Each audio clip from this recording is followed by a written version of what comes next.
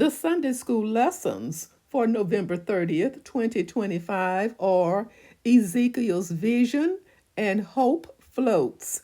Ezekiel chapter 47, verses 1 through 9 and verse 12.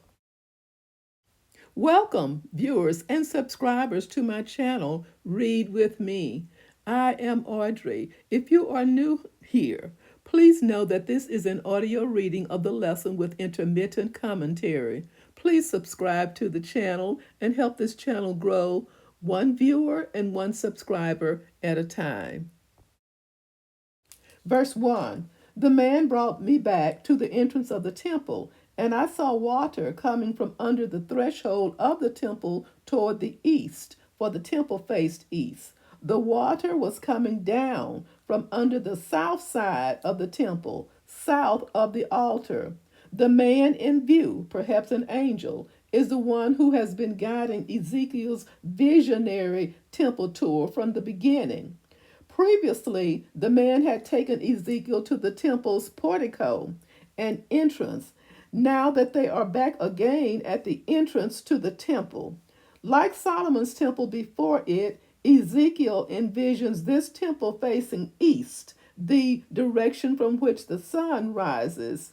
Compare with the prophet's vision of the old temple in Ezekiel chapter 8, verse 16.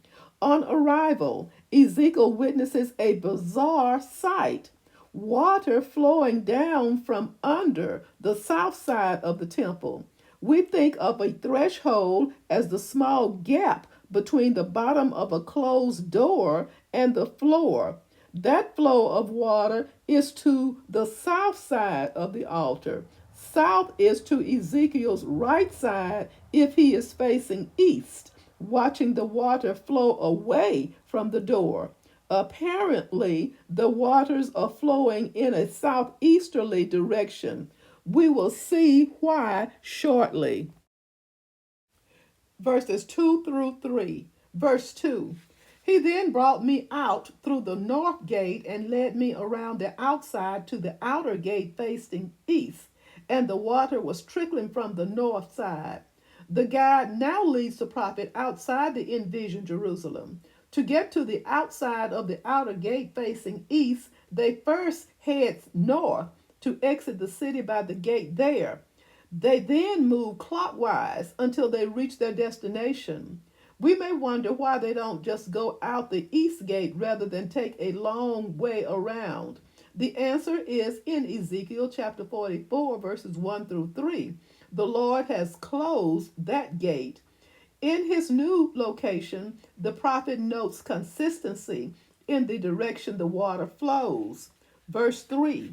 As the man went eastward with a measuring line in his hand, he measured off 1,000 cubits and then led me through water that was ankle deep. The man leads Ezekiel eastward, the direction toward which the waters flow. The man has a measuring line in his hand. This may be the same measuring rod mentioned at the beginning of the vision. Walking a distance of 1,000 cubits, the two find themselves in ankle-deep water. If the cubits mentioned are the standard ones of 18 inches, they have walked about 500 yards, a little short of 3/10 of a mile. If the cubit used is the 21-inch long cubit of Ezekiel chapter 43, verse 13, then the distance is 1/3 of a mile. Walking at a rate of 2 miles per hour requires 10 minutes or less to cover the distance. Verses 4 through 5. Verse 4. He measured off another 1,000 cubits and led me through waters that was knee deep. He measured off another 1,000 and led me through waters that was up to the waist. The computation of possible distances is the same as in the previous verse. Wading through the water at a rate of 1 mile per hour means it takes 17 to 20 minutes, depending on the cubit length used, to reach this segment of the visionary tour. By this point, it is surely apparent that the source of the water cannot be Jerusalem's Gihon spring or any other naturally occurring flow. And this contributes to an issue of what to expect. Some commentators believe that the imagery of Ezekiel chapters 40 through 48 depicts a literal physical temple that is yet to be rebuilt. In that case, Ezekiel is foreseeing God's plan to alter the topography, the landscape, and hydrology of Jerusalem miraculously. Other commentators believe, however, that the vision of the restored temple and its changed surroundings are figurative. This position may be supported by how Luke chapter 3, verses 4 through 6 uses the changed topography of Isaiah chapter 40, verse 4 as a metaphor for the ministry of John the Baptist. The leveling of the terrain could refer to the change of people's hearts receptively, etc. Images of a temple in Revelation chapter 11, verse 18, etc., are also interpreted as figurative, since Revelation chapter 21, verse 22 says that no temple was seen in the heavenly city of Jerusalem. Another support for this position is that although numerous dimensions are given for the restored temple and some of its furnishings and surroundings, in Ezekiel's vision, the height of the temple itself is never specified. Verses 6 through 8. Verse 6. He asked me, Son of man, do you see this? Then he led me back to the bank of the river. On the address Son of Man, see commentary on Ezekiel chapter 3, verse 10. The guide's question may be posed as an exclamation of wonder. Son of man, look at this. Isn't all this something? After an unspecified time of experiencing their amazement, Ezekiel and his guide seemingly head back to the point where they had begun, wading into the river. They are back on dry land. Verse 7. When I arrived there, I saw a great number of trees on each side of the river. The book of Ezekiel speaks of trees in about 30 verses, more than any other Bible book. About half of those 30 verses are in the prophet's vision of Ezekiel, chapters 40 through 48. The imagery of trees in this verse finds a parallel in the vision of Revelation chapter 22, verse 2, given more than 600 years later. The author of Revelation envisions the trees of Ezekiel's vision as trees of life. Verse 12 will provide the reason for this connection. Taking the book of Ezekiel as a whole, the prophet's reference is usually to ordinary trees, but the prophet also refers to the trees of Eden. Tree imagery occurs extensively in Jesus' teachings centuries after Ezekiel. The Babylonians' devastation of the land during the siege of Jerusalem included the cutting of trees for the building of siege ramps. The Israelites were constrained in the use of trees for such purposes, but the Babylonians knew no such constraint. Since Ezekiel's vision speaks to renewal of the land, that includes renewal of trees, both those that produce fruit and those that don't, as signs of recovery. Verse 8. He said to me, this water flows toward the eastern region and goes down into the Arabah, where it enters the Dead Sea. When it empties into the sea, the salty water there becomes fresh. The two-word phrase eastern region is unique in the Old Testament. The Hebrew word translated region is quite rare. In two of its four occurrences elsewhere, it designates general areas of non-Israelite habitation. In Ezekiel's vision, however, the territory must be Israelite. This is because the sea, which is the Dead Sea, is receiving water flowing from Jerusalem. The Arabah region that intervenes is Israelite territory. The city of Jerusalem lies at almost exactly the same latitude as the northernmost tip of the Dead Sea.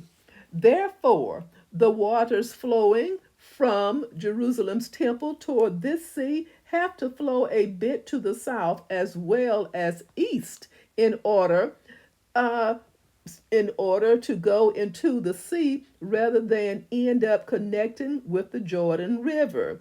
The Dead Sea is several times saltier than the oceans.